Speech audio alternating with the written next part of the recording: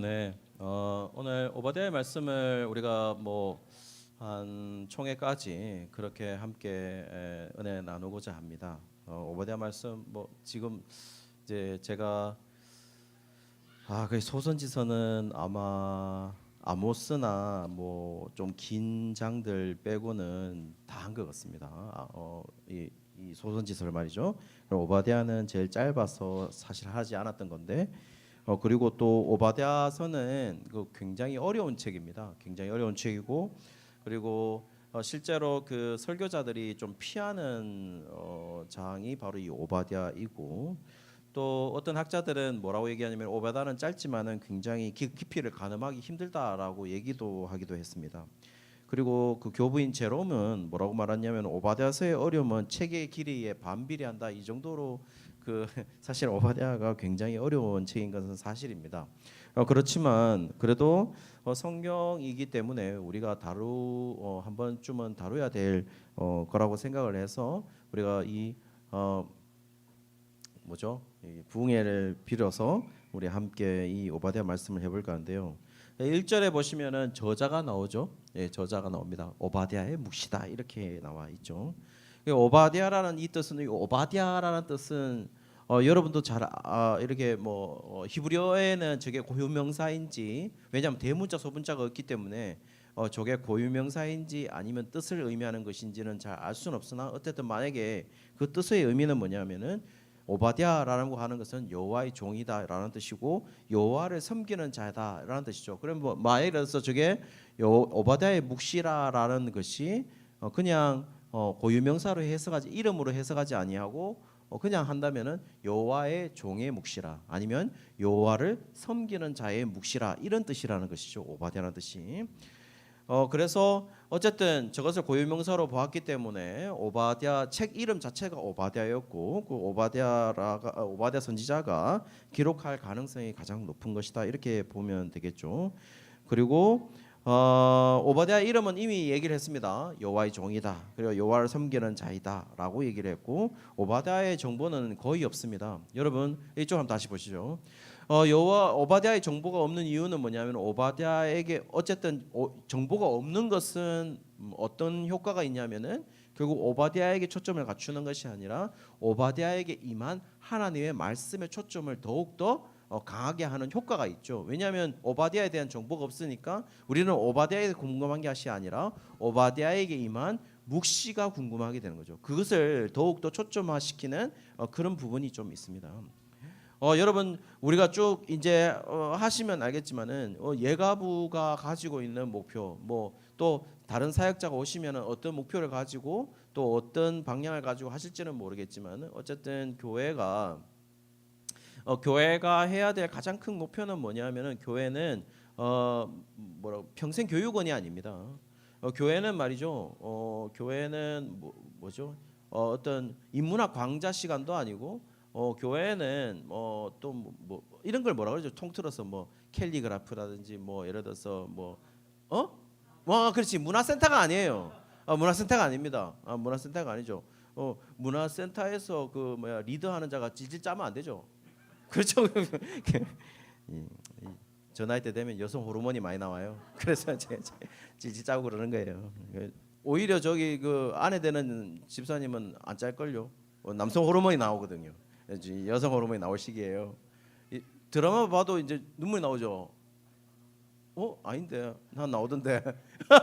그래서 여러분 그렇습니다. 여기는 문화센터가 아니거든요. 그 말은 뭐냐면은 교회는 결국 하나님의 말씀이 선포되는 곳이다 이렇게 생각하시면 될 것 같죠. 그러니까 교회가 세상과 구별되는 딱 한 가지의 점이 있다면 그것은 바로 하나님의 말씀이 선포되는 곳이라는 겁니다. 교회는 인간의 잘난 이야기들이 선포되는 곳이 아니에요. 그리고 교회는 인간의 무용담이 있는 곳이 아닙니다. 특별히 우리가 좀 조심해야 되고 있는 것은 뭐냐면은 간증이라는 부분들도 사실은 인간의 무용담이 될 수 있다는 겁니다. 그게 하나님의 말씀이 아니라 인간의 무용담이 될 수 있는 거죠. 그래서 간증하는 사람들이 보통 보시면은 누가 봐도 성공한 사람이지 않습니까? 누가 봐도 성공한 사람이고 누가 봐도 세상 사람들이 봐도 성공한 사람인 것이죠. 그래서 간증을 하게 되는 것이잖아요. 그런데 그것이 결국 바깥쪽에 문화센터에서도 어떤 사람들이 세미나를 할 때 간증하는 사람들이 꼭 마치 간증하는 것처럼 하는 경우들이 있거든요. 결국 그런 것들이 구분이 안 된다는 겁니다. 그러면 교회가 세상과 구분할 수 있는 가장 큰 점은 무엇이냐면은 결국 교회만이 하나님의 말씀이 선포되는 곳이라는 것입니다. 그것은 하나님의 말씀의 선포에 있어서 물론 말을 잘하면 좋겠지만 말을 잘하지 않아도 결국 하나님의 말씀이 선포되는 곳은 교회라는 것이죠. 그래서 말을 잘하지 못하는 사람도 말을 어눌하게 하는 사람도 하나님의 말씀은 누구든지 선포할 수 있다는 것이죠. 세상에는 교원 자격증을 얻어야 되면 교사가 될 수 있지만 실제로 교회는 누가 교사가 될 수 있냐고 물으신다면 하나님의 말씀을 제대로 전하는 자가 교사가 될 수 있다는 겁니다. 그래서 주일학교의 교사들은 결국 말을 잘하는 자가 아니면 교원 자격증을 가지고 우리가 하는 것이 아니라 우리 교회의 교원 자격증은 201이에요. 그렇잖아요. 201번 마치면 교사를 할 수 있잖아요. 그런 것처럼 마치 그거 201이 가지고 있는 유일한 거는 뭐냐면 결국 하나님의 말씀을 전하는 자로 설 수 있느냐라는 것의 최소 자격증이 바로 201이라는 겁니다. 그래서 201반을 마쳐야 교사를 할 수 있다 이렇게 한 거죠.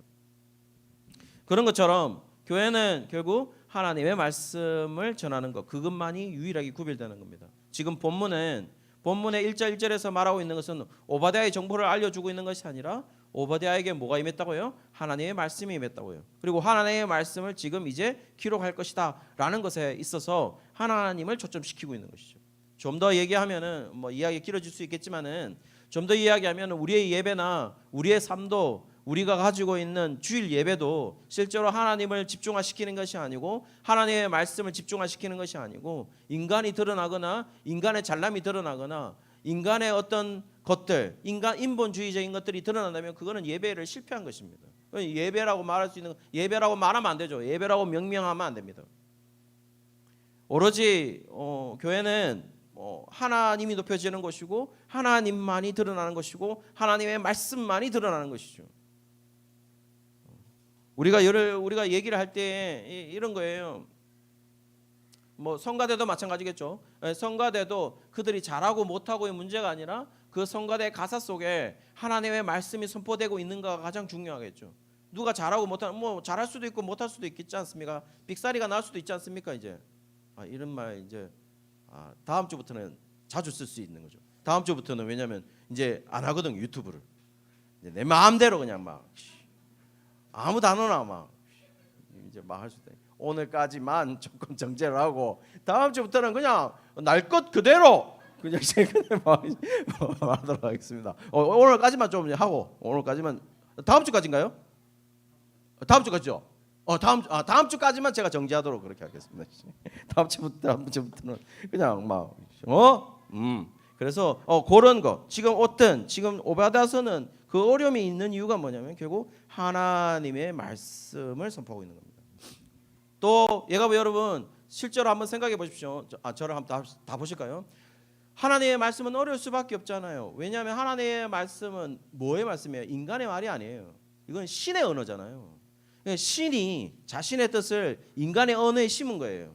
인간의 언어에 심었다는 것은 신이 자신의 뜻을 인간의 언어로 심은 이유는 딱 한 개예요. 왜냐하면 자신의 뜻을 알아들으라는 거예요. 인간의 언어로 심었다는 거는.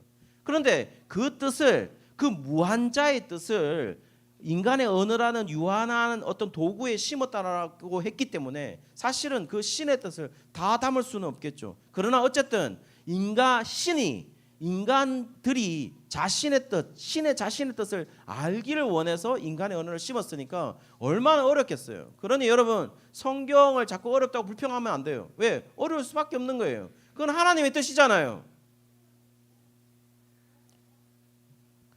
자신이 알아들었다는 것은 물론 그건 하나님의 은혜입니다. 어려워도 또 알아들어야 되는 것이 우리는 하나님의 뜻이겠죠. 자, 그렇게 하면서 어쨌든 1절에 보시면은 오바댜에 대한 이야기가 나와 있고 오바댜 전체를 보시면은 세 개로 구분이 됩니다. 오늘 1절부터 9절까지 한 장으로 구성되어 있으니까요. 1절부터 9절까지 그 에돔에 관한 이야기. 그러니까 에돔은 구제불능이다라는 이 얘기를 할 것이고 그다음에 특별히 10절부터 14절까지는 에돔은 왜 심판을 받는 것이냐라는 이유를 설명할 것이고 15절부터 21절까지는 또 열국에 대한 심판과 이스라엘에 대한 회복을 얘기를 할 것입니다. 오늘은 1절부터 9절까지 이야기를 하려고 해요. 그러면서 1절 하반절에 보시면 여호와께서 소식을 하나 들었다고 얘기하고 있어요. 그리고 그 여호와께서 소식을 하나 들었는데 그 소식이 뭐냐면은 많은 나라들이 일어날 것이다라고 되어 있어요. 그리고 에돔과 싸울 것이다라고 되어 있습니다. 그래서 보시면은 이렇게 되어 있는 것이죠. 그러니까 에돔과 지금 하나님께서 말씀하신 하나님이 소식 하나를 들었는데 무슨 소식을 하나 들었냐라고 물으신다면 에돔이 계속 싸울 거다는 겁니다. 에돔이 계속 전쟁할 것이다라는 것입니다. 자, 여러분 저를 한번 보시죠. 그럼 에돔이 전쟁을 한다면 에돔은 이방 나라예요. 그러면 에돔이 물론 유다와도 싸움을 했겠지만 에돔이 주로 싸움을 한 나라들은 거의 다 99%가 이방 나라들이에요. 자, 그 말은 뭘 말하는 것이겠어요? 근데 여호와께서 말씀하신 거예요. 여호와께서 말씀하셨는데 뭐라고 말하냐? 에돔 너는 계속 전쟁이 있을 거야. 그러면서 하나님이 이 전쟁에 원래 전쟁은 지금 이방 나라들끼리 에돔과 이방 나라들끼리 하거나 이렇게 하고 있는데 그 전쟁을 일으킨 진정한 주체를 얘기하는데 2절 한번 보실까요?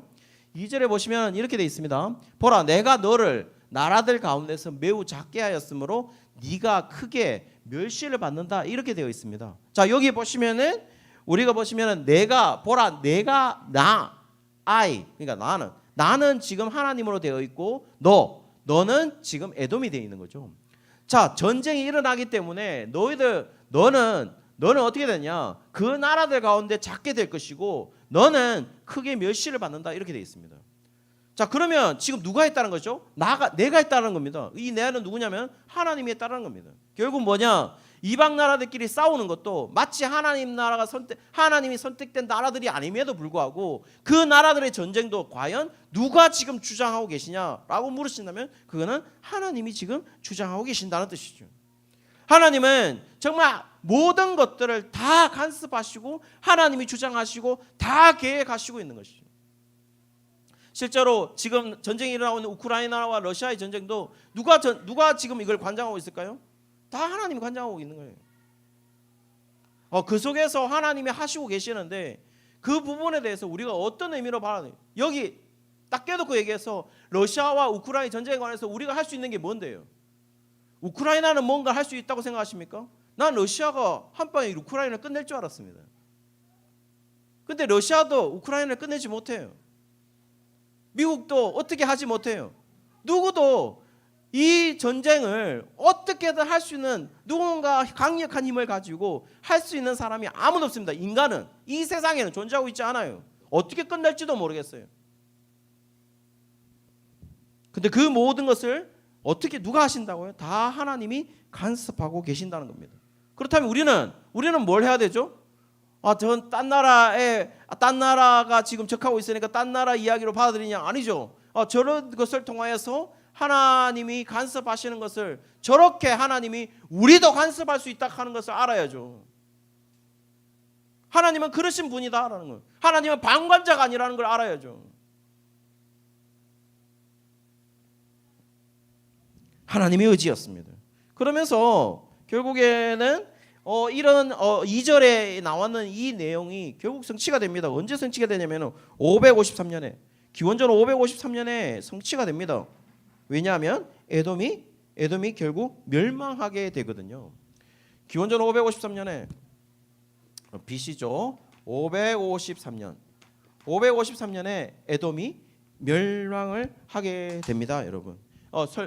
보시면은 이 553년에 보시죠.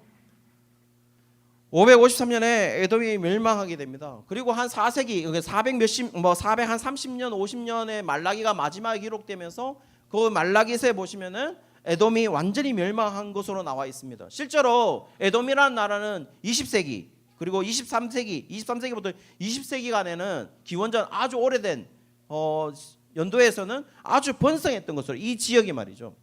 이 지역이 굉장히 번성했던 것으로 나와요. 그런데요, 기원전 605년에 어떻게 되냐면은 605년 BC 605년에 바벨론에게 속국이 됩니다. 바벨론의 속국이 되고 결국 바벨론의 속국이 되면서 587년이면 605년에서 587년에 무슨 일이 벌어냐면 580년에 바벨론과 함께 이 에돔이 힘을 합쳐가지고 유대 나라를 침공하게 되죠. 그때 587년에 무슨 일이 벌어냐면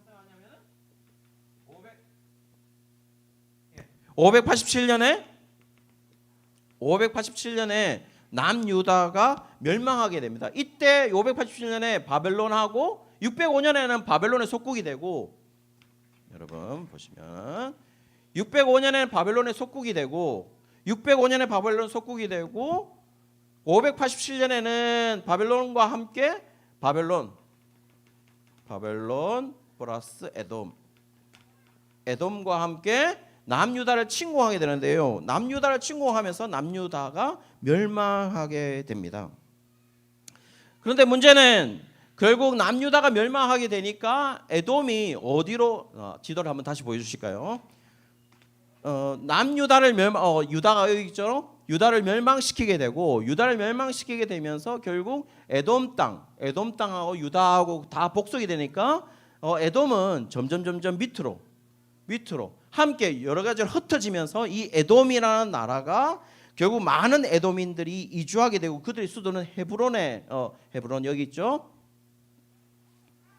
헤브론 이렇게 되죠. 여러분 잘 아시겠지만 여러분 또 여러분께서 이 정말 아이러니한 거는 뭐냐면은 605년에 바벨론이 속국이 되고 바벨론이 에돔과 합쳐가지고 587년에 결국 뭡니까?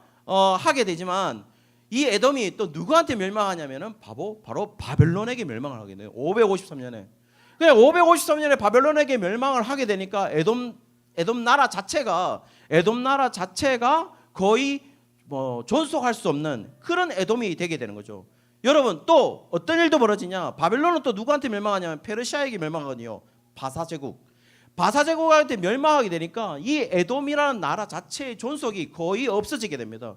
그러면서 에돔이 더 밑으로 내려오게 되죠. 에돔이라는 족속에 속한 사람들이. 그래서 여기에 보면 페트라라고 되어 있어요. 페트라. 반석이라는 뜻입니다. 베드로라는 뜻이거든요.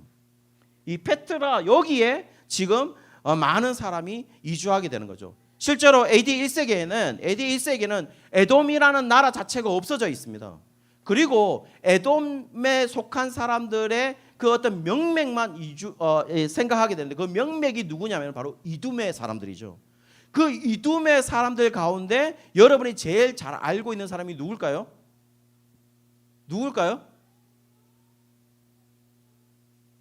누구냐면 헤롯 대왕.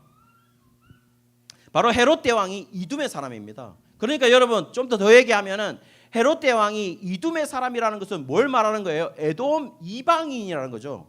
에돔 이방인이 AD 1세기 그러니까 BC 1세기부터 AD 1세기까지 그때 하스모니안 왕가 그러니까 한마디로 유대 나라 왕가가 유지가 되고 있었는데 그 유대 왕가에 로마가 파견한 안티파터 그러니까 헤롯 대왕의 아버지 유아사례를 명령했던 예수님의 유아사를 명령했던 그 헤롯 대왕의 아버지가 누구냐면은 안티파터였어요. 그 안티파터가 뭐냐면은 바로 로마가 유대 나라를 점령하면서 안티파터라는 이둠의 사람을 유대 나라 땅의 예속 왕으로 파견하게 됩니다. 그 안티파터의 아들이 누구냐면은 헤롯이고 그 헤롯이 예수님의 아기일 때 유아사례를 명령했던 그 헤롯 대왕인 것이죠. 자, 이 말은 뭘 말하는 것이냐면 여러분 실제로 그 이둠의 사람이었거든요. 안티파트가. 헤롯 대왕도 당연히 이둠의 사람이겠죠. 그러니까 그 사람들은 에돔 족속 사람들이었단 말이에요. 에돔 나라 사람들이었단 말입니다. 그 말은 유대 나라의 왕이 누구였냐? 바로 에돔이라는 족속의 이방인이 왕이 됐다는 겁니다. 그러니 여러분 생각해 보세요. 헤롯 대왕이 유대 땅 AD 1세기에 그리고 BC 1세기부터 AD 1세기까지 헤롯 대왕이 이둠의 사람이 유대 나라 땅을 다스려야 되니까 얼마나 이게 명분이 없어요. 왜냐하면 이방인이 지금 지가 유대인이라고 주장하면서 다스리고 있는 거니까 얼마나 그러니까 이 헤롯 대왕이 자신이 유대인이라는 것처럼 보이기 위해서 헤롯 대왕은 성전을 건축했던 겁니다. 그런 어떤 역사적 배경이 있습니다. 어쨌든 지금 얘기하고 싶은 거는 뭐냐면은 이 에돔이라는 것이 역사 속에 그들은 그만큼 23세기, 20세기까지 그만큼 자랑하고 번성했던 나라이지만 결국 뭐예요? 이 에돔은 사라졌다라는 겁니다. 신약 성경에는 이제 이두메라는 어떤 이두메 땅의 나라가 아니라 어떤 이두메 땅의 사람들, 마치 그냥 지역에 있는 사람으로만 남아있고 땅 자체, 나라 자체는 남아있지 않는 그런 나라가 되었다는 겁니다. 그걸 언제 했다고요? 벌써 오바댜 때에 이미 얘기를 했다는 겁니다. 자, 그렇게 하면서 그러면 그렇게 에돔이 없어졌던, 에돔이 심판받아가지고 역사 속에 사라지게 된 결정적인 원인을 3절부터 제시를 합니다. 3절 한번 보실까요? 뭐라고 했냐? 교만 때문이다. 교만이 있었다 이렇게 얘기를 합니다. 그 교만이 뭐냐면은 히브리어로 자돈이라고 얘기를 하고 뭐 교만, 건방짐이다 이렇게 의미를 가지고 있는 것이죠. 자, 이쪽을 한번 다시 보실까요? 여러분 당연히 뭡니까? 에돔이라는 뜻은 에서의 별명이죠. 붉은색이다. 그런 뜻입니다. 그러면 에서 족속의 사람들이죠. 그러면 에서 족속의 사람들은 어땠습니까? 에서는 어땠죠? 당연히 교만했죠. 왜냐하면 누가 봐도 야곱보다는 훨씬 더 나은 사람이잖아요. 그죠? 그리고 훨씬 더 남자다운 사람이었고 훨씬 더 우월한 사람이었어요. 그러니 야곱에 비해서 에서가 가지고 있는 것들을 성경이 보여주는 거 보면 야곱에 비해서는 상당히 교만할 수밖에 없는 것이죠. 여러분 C.S. 루이스의 책 가운데 굉장히 유명한 책이 있는데요. C.S. 루이스 책 중에 가장 유명한 책이 하나 있는데 그 순전한 기독교라는 책에 보시면은 순전한 기독교의 책에 보시면은 교만이 가지고 있는 가장 근본적인 원인 하나가 있는데 그 원인이 뭐냐면 경쟁력이다. 이런 경쟁심이다라는 거예요. 그러니까 경쟁심이 발휘된 것은 결국 뭐냐면은 이런 거죠. 경쟁심이 발휘되니까 결국 저 사람보다 내가 나으니까 교만하게 되는 겁니다. 실제로 여러분 아담과 하와가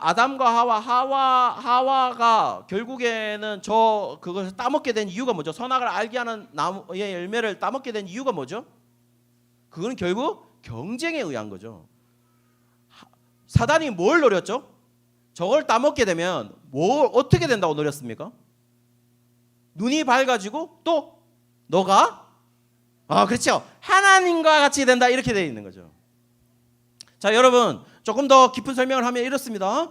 우리가 하나님이 많은 사람들이 질문을 해요. 뭘 질문하냐? 선악을 알게 하는 나무를 왜 만들었을까? 안 만들었으면 죄가 없을 거 아니에요. 그렇죠. 그때 많은 사람들이 신학적인 해석을 조직 신학자들이 답을 내놨어요. 물론 그 답이 정확하거나 정확하지 않을 수도 있을 것 같기는 해요. 그런데 일리는 있으리라고 보여요. 그리고 왜 생명나무를 만들어놨을까? 그냥 하나님이 계속 살리면 되지. 여러분 저를 다 보시죠. 이게 뭐 좀 여러 가지 설명인데 여러분 우리가 이런 말이 있어요. 창세기 3장에 선악을 알게 하는 나무의 열매를 우리가 따먹기 전에 그럼 우리는 죄를 안 졌죠. 원죄 전에 죽음이 있었을까요? 없었을까요? 죽음이 있었을까요? 없었을까요? 없었다고? 다시요. 죽음이 있었을까요? 없었을까요? 있었습니다. 우리가 처음부터 다 모르고 있는 거예요. 이게 원래 개혁주의적인 조직 신학에서 말하는 건데 있습니다. 그런데 왜 없다고 생각하느냐? 죽음을 이길 수 있는 유일한 방법을 하나님이 만들어 놓으셨기 때문인 거죠. 그게 뭐였습니까? 생명나무였죠. 생명나무가 있었잖아요. 우리는 생명나무로 영생할 수 있는 길을 하나님이 열어 놓으셨어요. 우리 죽음이 있기 선악을 알게 하는 나무의 열매를 먹기 전에는. 그런데 하나님이 어떻게 했습니까? 선악을 알게 하는 나무의 열매를 먹고 나서는 어떻게 했어요? 생명나무의 길을 막았죠. 성경을 안 보네. 성경을 봐야 돼요. 그렇게 해서 죽음이 이제 우리의 삶에 실제적으로 돌아오게 된 겁니다. 원래 죽음이 있었지만 죽음을 넘을 수 있는 하나님의 은혜가 있었죠. 그게 뭐였어요? 생명나무를 먹을 수 있는 길이 있었잖아요. 자, 그 말은 뭐냐? 자, 그렇다면 하나님은 왜 생명나무도 만들고 왜 하나님은 저 선악을 알게 하는 나무 열매를 만들었냐? 정확한 해석은 뭐냐면은 결국 피조물과 창조자의 차이를 둔 것이죠. 하나님은 죽음도 없고 선악을 알게 하는 나무 열매를 먹을 이유도 없고 하나님은 생명나무를 먹지 않아도 생명을 가질 수 있는 유일한 분이 누구냐? 바로 하나님 창조자였다는. 그러나 피조물들은 어떻게 했습니까? 하나님이 저 생명나무, 하나님이 생명나무의 열매를 먹으면 살 수 있도록 해줬단 말이에요. 그런데 선악을 알게 하는 나무의 열매도 결국에는 피조물과 창조자의 오히려 구분, 그거는 뭐냐? 선악을 알게 하는 나무의 열매예요. 자, 그러면서 뭡니까? 이 선악을 알게 하는 나무의 열매를 이 구분, 결국 이 구분을 사단이 이용을 했죠. 사단이 어떻게 이용했습니까? 너 저 선악을 알게 하는 나무 열매를 먹으면 눈이 밝아질 거야. 그리고 너는 하나님과 같이 될 것이다. 이렇게 얘기했다는 거예요. 뭘 지금 건드린 거죠? 하나님과 나와의 인간과의 경제. 결국 그 경쟁을 건드려서 하와는 탐스럽기도 하고 보암직도 하고 먹음직도 한 그 선악을 알게 하는 나무의 열매를 먹고 싶었던 거죠. 먹었고 결국 자기는 하나님과 같이 되고 싶었던 겁니다. 그건 뭐였어요? 바로 교만이라는 죄죠. 악의 충동이었다는 거예요. 그래서 랍비들의 문헌에 보면은 그 악의 충동, 그 하나님과 같이 되려고 했던 그 악의 충동이 최대의 악이다. 인간이 가장 보일 수 있는 가장 최대의 악이 뭐냐? 바로 그 교만이었다라는 겁니다. 뭐라고요? 그 악의 충동이 하나님과 같이 되고 싶은, 하나님보다 더 우월하고 싶은. 그래서 C.S. 루이스는 뭐라고 말했냐? 순전한 기독교에서 교만이라는 것이 뭐냐? 또 다른 하나님을 만드는 것이다. 이렇게 얘기했다는 거예요. 그러니 최대의 악인 것이죠. 자, 그렇게 하면서 이들이 교만했는데요. 그 교만이 어떤 거였냐? 3절부터 4절까지 보시면 그들은 지리적으로도 교만했습니다. 어떻게 교만했느냐? 바위 틈 높은 곳, 3절과 보시면 바위 틈, 3절 한번 보실까요? 바위 틈이 있고 높은 곳에 사는 자요.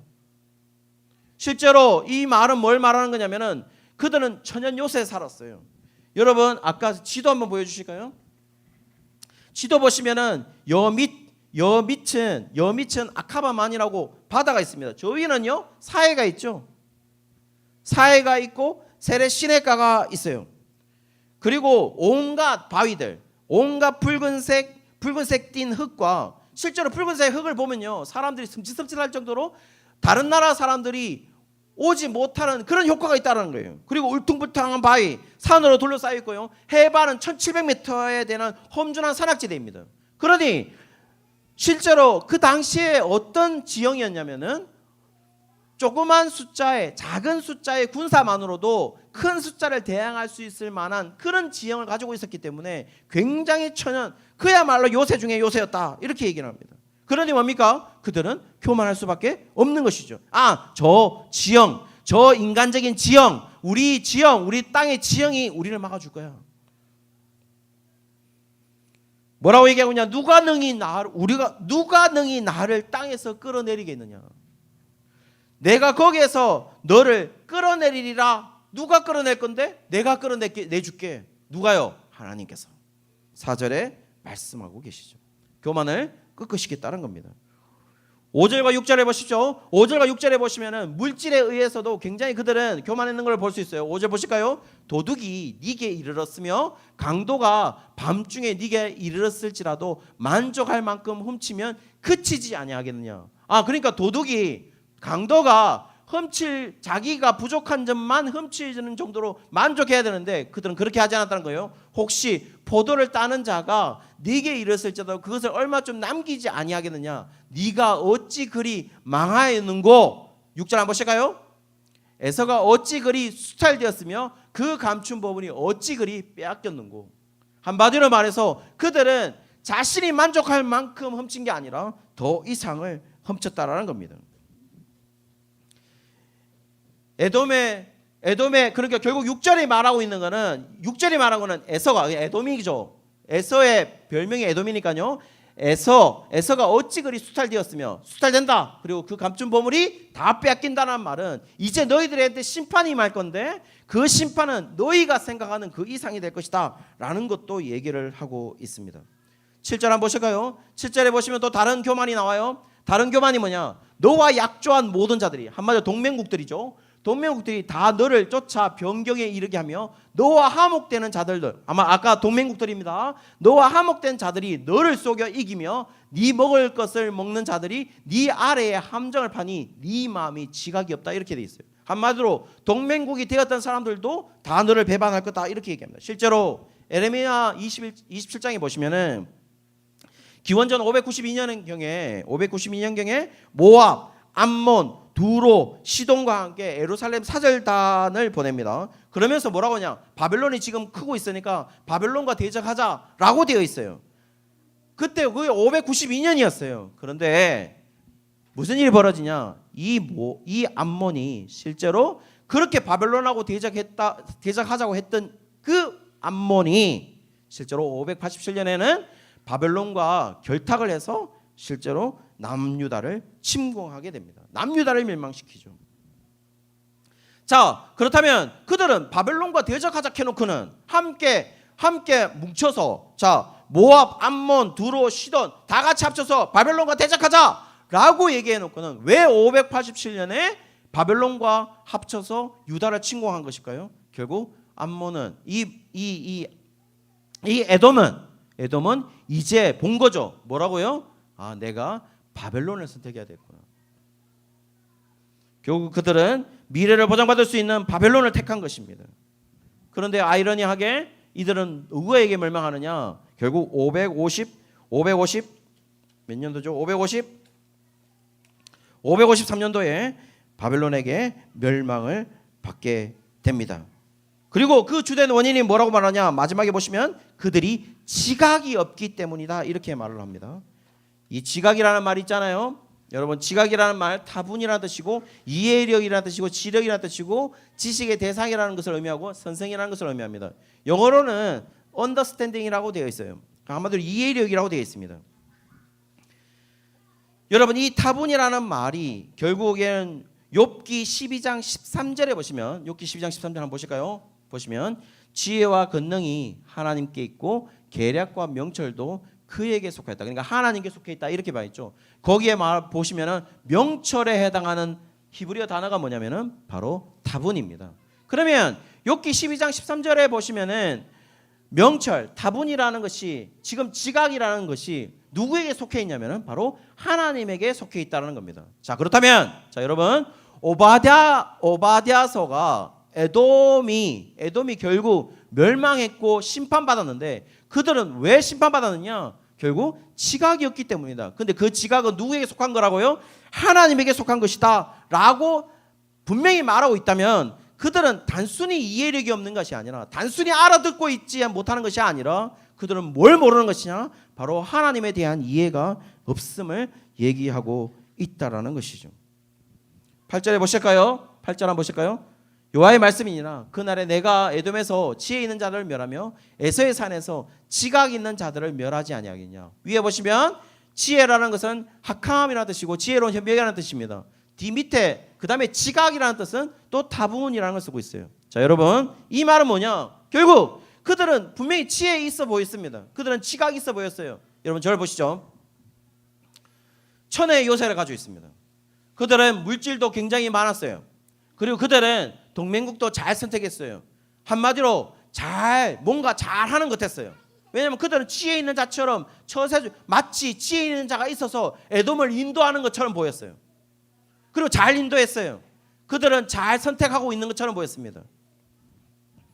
그런데 그들은 어떻게 되냐? 결국에는 멸망을 받습니다. 그 말은 뭐냐? 인간의 지혜가 있다 하더라도, 인간의 지식이 있다 하더라도, 인간의 지각이 있다 할지라도 하나님을 모른다면 그것은 지혜가 아니고 지식도 아니고 오로지 교만할 뿐이라는 거죠. 그리고 그 교만의 마지막은요, 심판밖에 없다라는 걸 말합니다. 9절을 한번 보실까요? 9절도 보시면은 드마나라고 되어 있어요. 이 드만이라는 것이 창세기 36장 11절에 보시면은 대만이라고 나와 있습니다. 대만이라고 나와 있고, 대만은 누구냐면 바로 에서의 손자 이름입니다. 에서의 손자 이름이고, 에레미야 49장 7절에 보실까요? 에레미야 49장 7절에 보시면은 에돔에 대한 말씀이니라 만군의 여호와께서 이와 같이 말씀하시되 대만에 다시는 지혜가 없게 되었다. 이렇게. 이 대만은 또 뭐로 나오냐면은 지역 이름으로 나옵니다. 그러면 이 지역은 또 뭐냐면 에돔 족속들이 살고 있는 지역을 의미합니다. 대만. 자, 그렇다면 대만은 에서의 손자이고, 또 대만이라는 것이 에레미야서에서는 대만 에돔 족속 사람들이 사는 성읍 이름. 그런데 거기에 뭐가 없다고요? 거기에 지혜가 없다. 그런데 그 사람들이 어떤 사람이라고요? 오늘 본문 말씀 다시 보실까요? 지혜가 없는데 더 많아 네 용사들이 놀랄 것이다. 한마디로 지혜가 없기 때문에, 하나님을 알지 못하기 때문에 용사들이, 강한 자들이, 스트롱한 사람들이 있다 할지라도 하나님의 심판을 맞지 못한다라고 얘기를 하고 있는 것이죠. 자, 그럼 마지막으로 여러분,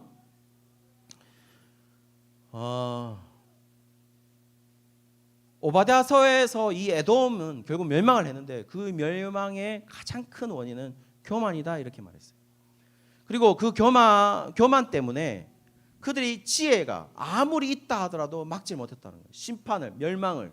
그리고 용사가 있다 할지라도 막지 못했다는 겁니다. 그들은 처녀의 요새와 같은 그런 지형을 가졌다 할지라도 막지 못했다는 겁니다. 그들은 물질이 엄청나게 있었지만, 아까 뭐라고 했어요? 내가 도둑들도 자기들이 훔칠 만큼만 훔치는데 야들은 다 훔친다는 겁니다. 포도들을 원래 조금씩, 왜냐하면 약한 자들 위하여, 가난한 자들 위하여 포도들을 딸 때도, 재배할 때도 다 따지 아니하고 조금씩 남겨놓는데, 이 사람들은 욕심 때문에 다 딴다는 거예요. 물질에 대해서도 굉장히 교만했다는 거예요. 그리고 나는 천연 요새이기 때문에 누구도 우리를 침범할 수 없을 만큼 강한 천연 요새야. 그만큼 교만했다는 거예요. 그리고 그들은 자신들의 동맹을 잘 선택을 했기 때문에 자신들은 늘 뻗어나가는 그런 나라로 선택했다는 거예요. 늘 인간적인 지혜로 선택했다는 겁니다. 그러면서 그들은 뭐라고 말했을까요? 잘 선택했어. 역시 지혜자네. 정치 잘하네.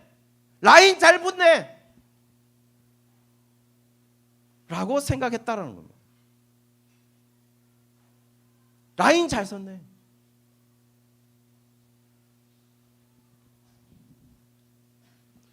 어떻게 했습니까? 오바댜는 뭐라고 선포합니까? 에돔 멸망했다. 멸망한다. 사랑하는 여러분, 인간적으로 있잖아요. 라인 잘 쓰면 성공합니다. 성공하게 돼 있어요. 그리고 뭐 흔히 말하는 조금 뭐라 그래야 되나, 운 좋은 사람들이 있어요. 이게 성경적인 단어는 아니에요. 운 좋은 사람들이 뭐 이렇게 좀 성공하는 사람, 저건 도저히. 그리고 좀 더 우리가 이거 유튜브 안 할 때 해야 되는 얘긴데, 우리가 보면 도저히 저런 교회를 맡지 못할 분인데 맡고 있는 분들이 계세요. 우린 다 하는데 인간적으로 그런 분들이 계세요. 저 사람도 보면 결국 뭐에 인간적인 요소들을 가지고 성공하는 분들이 굉장히 많아요.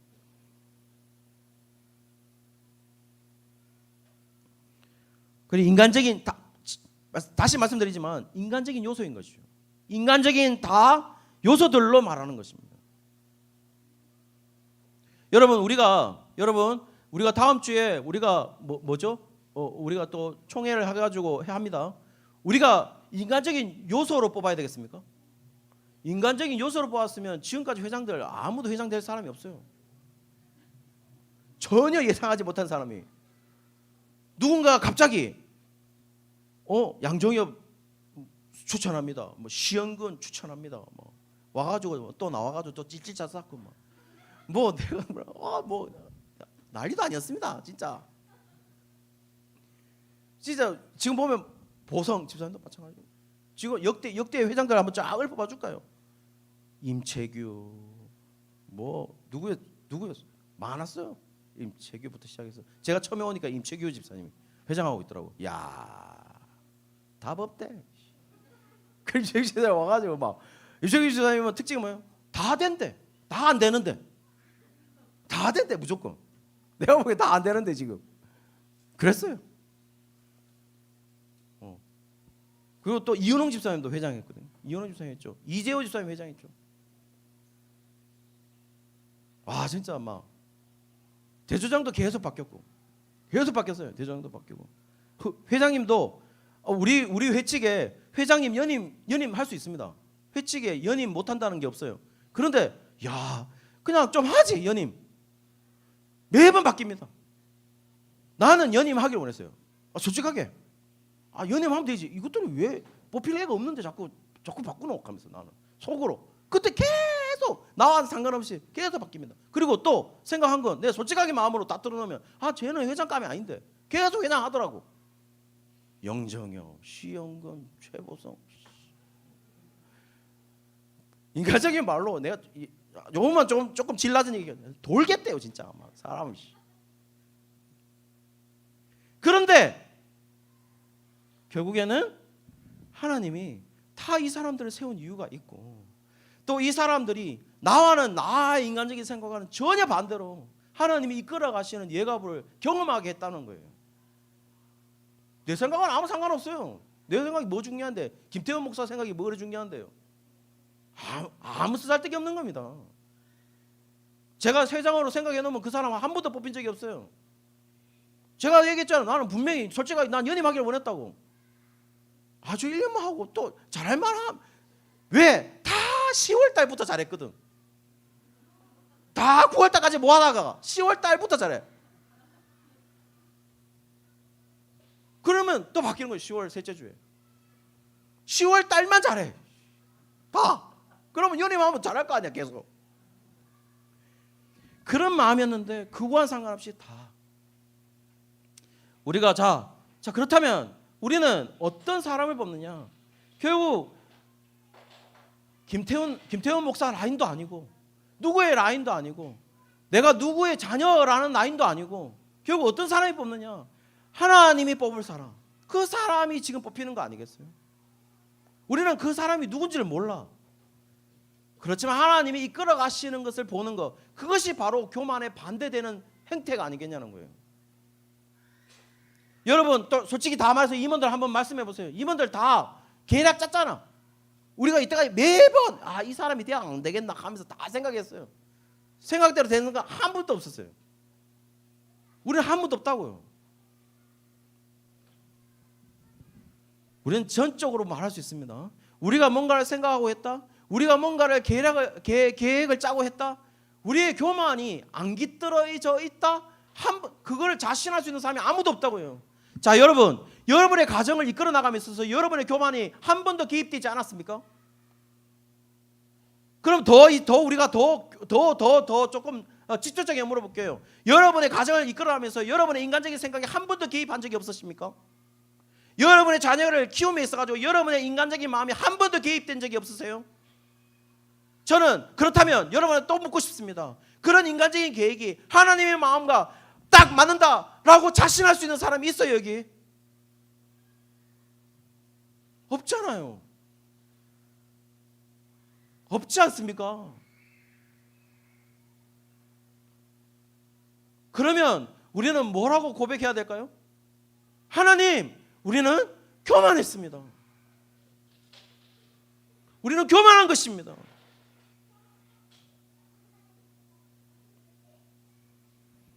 그러므로 하나님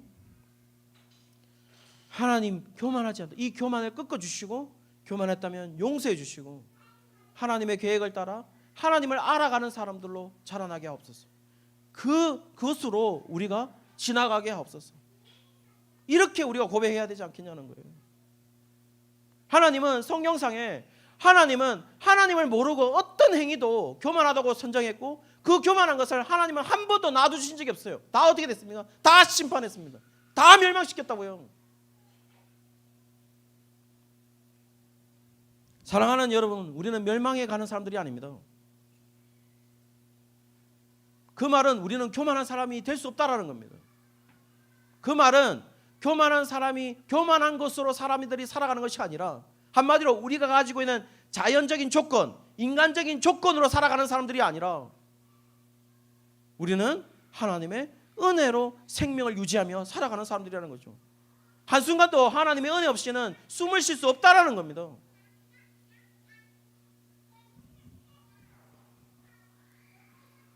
오늘 오바댜에게 임한 하나님의 말씀을 우리 예가베의 가정들이 들으시기를 바랍니다. 그래서 내일 우리가 다음 주에 올 때 우리는 어떤 사람을 뽑느냐? 결국 하나님을 아는 자들, 교만하지 않은 자들, 인간적인 배경이 없는 자들, 이런 사람들을 뽑아서, 그건 능력 있건 없건 하나님이 능력 주시겠죠. 하나님의 능력으로 해야죠. 인간의 계산으로 하지 말고 하나님의 능력으로 해야죠. 우리가 그런 사람들을 뽑을 수 있는 우리 총회가 되었으면 좋겠습니다. 우리가 찬양을 드릴 텐데요. 시간이 좀 길어진 것 같습니다. 찬양을 원하고 바라고 기도합니다 라는 찬양을 드릴 텐데요.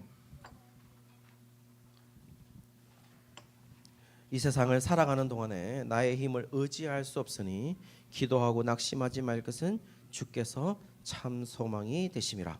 주의 길을 걸어가는 동안에 세상의 것 의지할 수 없으니 강사하고 낙심하지 말 것은 주께서 참 기쁨이 되심이라. 하나님의 꿈이 나의 비전이 되고 예수님의 성품이 나의 인격이 되고 성령님의 권능이 나의 능력이 되길 원하고 바라고 기도합니다 라고 해서 좀 얘기가 길어질 것 같아서 좀 안 나가고 싶었는데, 여러분 이쪽 앞을 보시죠. 여러분 보고 있는 저를 한번 보십시오. 저를 보면 여러분 어떻게 보면 세상적으로 보면 지질이도 안 되는 인간이 여기 있습니다. 저입니다. 저는 사실 여러분 뭐 입지적인 인물입니다. 사실은.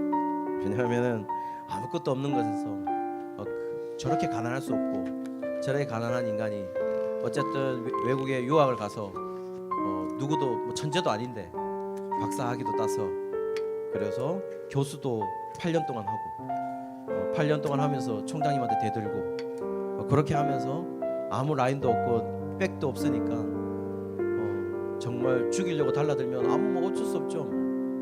죽음을 당해야 되겠죠. 그러면서 뭐 이렇게 사지에 내몰리는 그런 일도 있었죠. 그런 일도 있었고, 그래서 뭐 여러분 잘 아다시피 저는 노가다판에 갔고 그래서 일을 했고, 또 뭐예요? 교수, 나는 이제 나도 교수까지 됐는데 라고 생각했을 때 암에 걸렸고, 암에 걸려서 항암도 받았고, 그때 생각을 해보면 내가 이래 지질이도 뭐 되는 게 하나도 없는. 그리고 또 얼마 전에 아내가 저한테 물었어요. 아빠는 도대체 뭐 계획이 뭐야? 미래의 계획이 뭐야? 뭐 아빠 스펙 정도는 아니 무슨 뭐 어느 정도 뭐 담임 목사도 될 수 있지 않아? 뭐 이런 생각을 하는데 전혀 그렇지 않습니다. 일났죠? 괜찮아? 괜찮은 거야? 그래 괜찮아. 그러면서 그냥 나는 사실은 계획이 없어. 그 목사가 와서 뭐 말씀 전하고 여기서 그만두라 하면 어쩔 수 없는 거고, 나는 생명 있는 한 그냥 내가 하나님의 말씀을 나는 양심껏 전하고 싶다. 그리고 그것이 뭐 어떤 상황에 좋은 조건이든 나쁜 조건이든 그것이 나에게 허락하는 한 내가 그렇게 전하다가 가면 되지 않겠느냐 라고 생각을 하고 있고, 내가 어떤 보장받는, 내가 담임 목사가 되어서 뭐 20년 해서 원로 목사가 되고 나는 그런 보장받는 거 나는 한 번도 생각해 본 적이 없다. 지금도 생각하고 있지 않지만 저한테는 그렇습니다. 그래서 지금 이 시간이 저는 예가부에게 뭔가 말씀을 전할 수 있는 사람으로 서 있는 것 자체도 나한테는 가장 큰 복이고 나한테는 은혜라고 생각합니다. 나는 정말 이것이 나한테 주어진 최고의 은혜라고 생각해요. 나는 이거 말고는 이것보다 더한 은혜가 있을까라고 물으신다면 저는 없다고 생각합니다. 여기 와서 사랑하는 사람들을 많이 만났고 나와 함께 숨쉬고 나와 함께 사역하는 사람들을 많이 만났습니다. 저는 예가부를 제 마음대로 단 한 번도 자신할 수 있는 거는 저는 예가부를 단 한 번도 내 마음대로 이렇게 움직이고 하면서 해본 적이 단 한 번도 없습니다. 그리고 저 총회를 하면서 내가 인간적으로 내 입김을 뭔가를 한번 좌지우지하려고 했던 적도 저는 단 한 번도 없습니다. 오로지 뭐라고 했냐, 나는 하나님이 이 예가부를 이끌는 것을 경험하고 싶었고 또 이 예가부가 하나님이 이끈다는 것을 경험하면서 이때까지 왔어요. 그리고 우리의 삶 속에서 예가부를 통해서 예가부 있을 동안 저는 교수에서 잘려봤고 노가다 판에 끌려가봤고 그리고 생명이 부지할 수 없을 만큼 밑으로 처박혀봤고 그 속에서도 여전히 저는 말씀을 전했어요. 저는 최고의 은혜라고 생각합니다. 저는 단 한 번도 인간적인 어떤 배경이 저를 살린다고 생각하고 있지 않아요. 그리고 인간의 의학이 저를 살리고 있다고 생각하지도 않습니다. 오로지 하나님의 은혜죠. 그리고 특별히 현서를 우리가 뭔가를 할 수 있다고 생각하지 않습니다. 우리 자녀들 단 한 번도 우리가 할 수 있는 게 아니라 하나님이 우리의 자녀들을 반드시 이끌 거라고 생각합니다.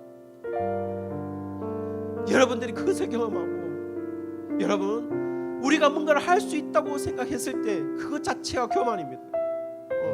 그거는 심판받을 행위예요.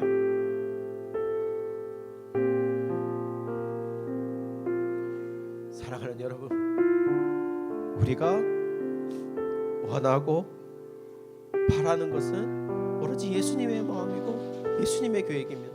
그것을 바라보면서 고백하는 마음으로 이 찬양 함께 드렸으면 좋겠습니다.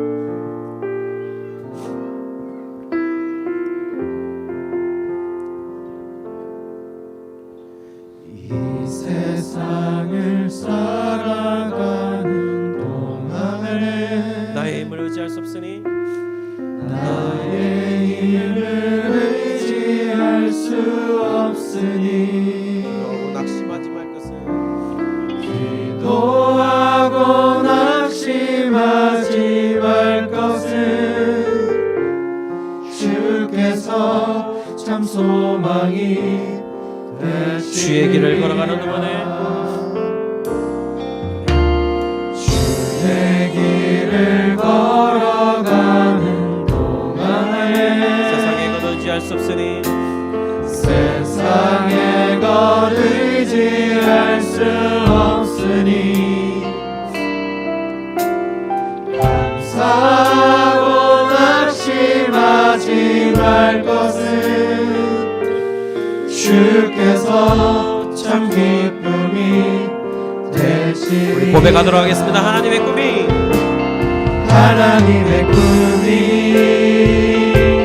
나의 비전이 되고 예수님의 성품이 나의 인격이 되고 성령님의 권능이 나의 능력이 되길 원하고 바라고 하나님의 꿈이 하나님의 꿈이 나의 비전이 되고 예수님의 성품이 나의 인격이 되고 성령님의 권능이 나의 능력이 되길 원하고 바라고 다시 한번 더 하나님의 꿈이 하나님의 꿈이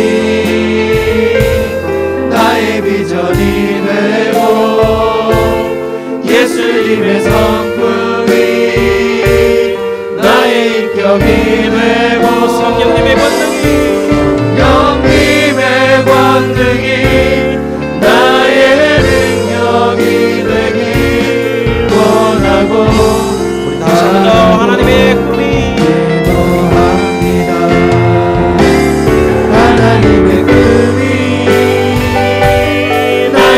비전이 되고 예수님의 성품이 나의 인격이 되고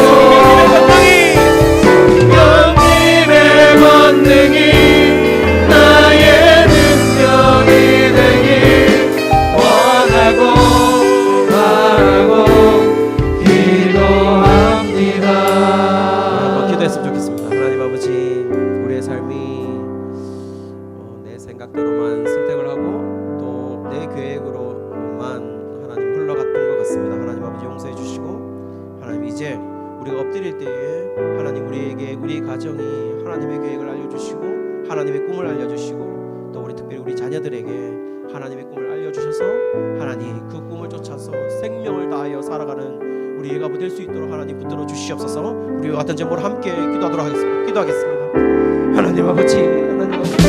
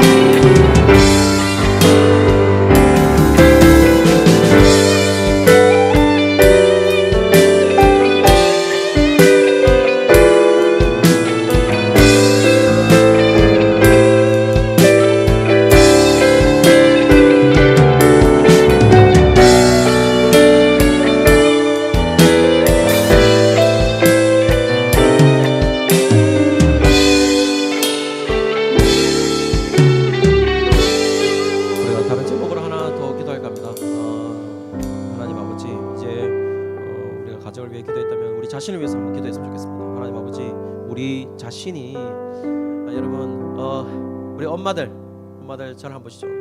엄마들 힘드시죠? 힘든 거 압니다. 힘든 거 알고 정말 이 애 키우는 게 근데 저는 감히 말할 수 있습니다. 뭐 이런 불경스러운 언어겠죠. 근데 불경스러운 언어인데 실제로 엄마가 애를 키우는 과정이 엄마가 신이 되는 과정입니다. 신이 아니면 도저히 할 수 없는 게 바로 이 엄마입니다. 엄마. 근데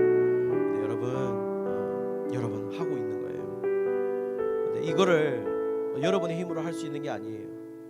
여러분 하나님 앞에 구했으면 좋겠어요. 그리고 이것을 통해서 우리가 하나님 앞에 좀 더 서고 했으면 좋겠습니다. 우리 아빠들 저를 보시죠. 아빠들, 우리 아빠는 그래도 한 가정을 책임지고 있는 사람들이에요. 근데 여러분이 무너지면 가정이 무너집니다. 여러분이 영적으로 무너지잖아요. 가정이 무너집니다. 정말 희한하게도 아빠가 무너지면 가정이 무너집니다. 여러분 제발 여러분 살아야 됩니다. 여러분이 서야 돼요. 여러분이 안 서면 안 돼. 여러분이 살아 있어야 됩니다. 여러분이 하나님과 가장 가까워야 돼요. 여러분 하나님 아버지 살려주시옵소서. 또 하나님 우리와 함께하여 주시옵소서. 그래서 하나님 우리 개인이 먼저 하나님 살아갈 수 있는 힘을 허락하여 주시옵시고 하나님 안에서 가장 안전한 곳이오니 하나님 그 속에서 우리가 그 삶을 안전하게 하나님 안에서 살아갈 수 있는 사람 될 수 있도록 하나님 붙들어 주시옵소서. 우리와 같은 제목으로 함께 기도하도록 하겠습니다. 기도하겠습니다.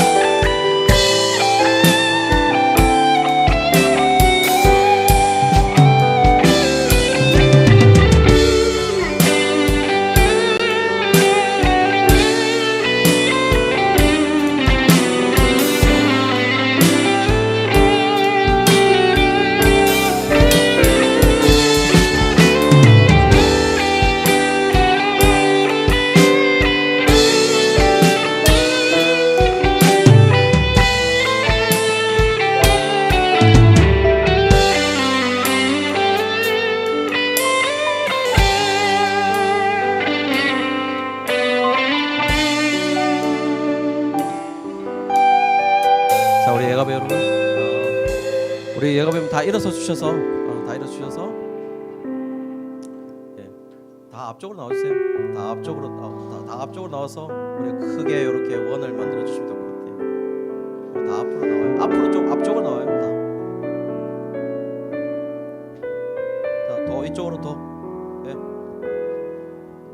이렇게 나와요. 이 정도면 다 그리면 되나? 더 좁혀 가지고 예.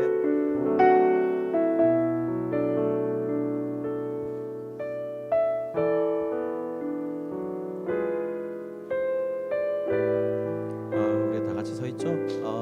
옛날에는 참 큰 원이었는데 그래도 우리가 좀 작은 원이지만 그래도 우리 예가부 여러분 그리고 임원들 참 수고도 많이 했고 또 함께 왔는 것 같아요. 저도 이제 예가부를 11년째 했어요. 어떻게 될지는 잘 모르겠지만 그래도 오늘 부흥회를 통하여서 우리가 좀 더 마음을 다시 한번 다잡고 갔으면 좋겠다는 생각이 들어요. 그리고 예가부 안에서 제일 중요한 것은 뭐냐면은 물론 가정이 중요하겠죠. 가정이 중요한데 제일 중요한 건 뭐냐면 여러분 각자가 힘을 얻고 살아가는 겁니다. 영적으로 살아가는 거 그것이니까 우리가 오늘 이 마지막 찬양 우리 내 영혼이 안전합니다 라는 찬양으로 함께 우리 마음을 좀 고백하면서 하나님 앞에 나갔습니다.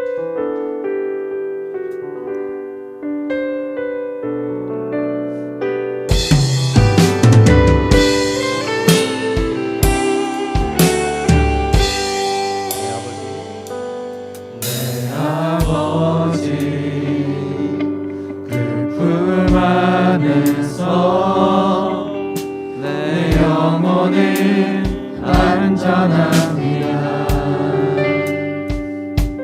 주 손길로 내 삶을 안으시니 그 평강이 나를 덮습니다. 내 아버지 내 아버지 그 품 안에서 품 안에서 내 영혼은 안전합니다. 주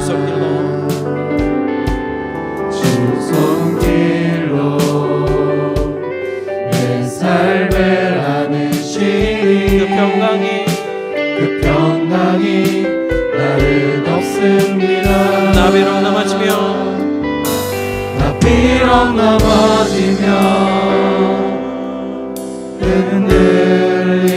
흔들리지만 주 내 안에 거하며 나를 붙드시니 내 생각을 주께로 돌리고 주시는 평강의 옷을 입습니다. 주 약속 안에서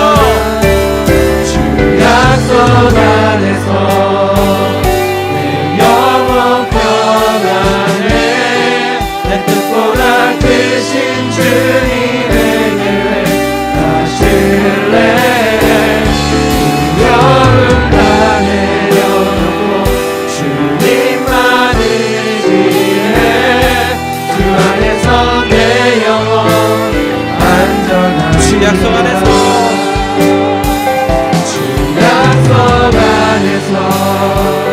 내 영혼 평안해 내 뜻보다 크신 주님에게 가실래 두려움 다 내려놓고 주님만 의지해 주 안에서 내 영혼 안전합니다. 내 목소리로만 주 약속 안에서 약속 안에서 내 영혼 평안해 내 뜻보다 크신 주님에게 왜 나실래 두려움 다 내려놓고 주님만 의지해 주 안에서 내 영혼 안전합니다. 약속 안에서 내 영혼 평안해 크신 주님의 계획 나 신뢰해 두려움 다 내려놓고 주님만 의지해 주 안에서 내 영혼 안전함 주 약속 안에서 주 약속 안에서 내 영혼 평안해 내 뜻보다 크신 주님의 계획 나 신뢰해 두려움 다 내려놓고 주님만 의지해 주 안에서 내 영혼 안전합니다. 우리 다 함께 주 약속 안에서 약속 안에서 내 영혼 평안해 내 뜻보다 크신 주님의 계획 나 신뢰해 두려움 다 내려놓고 주님만 의지해 주 안에서 내 영혼 살아계시 역사하시는 하나님 아버지, 우리의 교만을 내려놨습니다. 우리의 인간적인 생각을 내려놨습니다. 오로지 주님만 생각합니다. 주님이 우리에게 행하신 비전만 생각합니다. 주님이 우리에게 행하신 계획만 생각합니다. 그 계획만 보고 따라가는 우리 애가부의 가정들 될 수 있도록 하나님 붙들어 주옵소서. 감사드리며 예수 그리스도의 이름으로 기도드리옵나이다. 우리 말씀에 의지해서 축도하도록 하겠습니다. 지금은 우리 주 예수 그리스도의 은혜와 하나님의 사랑과 성령의 위로 교통하심이 교만하지 아니하고 하나님의 계획을 쫓아 살아가기를 원하는 우리 예가부의 가정들, 우리 예가부의 가정들, 우리 예가부의 가정들, 우리 예가부의 가정들, 우리 예가부의 가정들, 또 우리의 가정들, 특별히 아무것도 모르고 아직도 생활하고 있는 우리 자녀들 머리 위에 지금으로부터 영원토록 함께 있을지다. 아멘.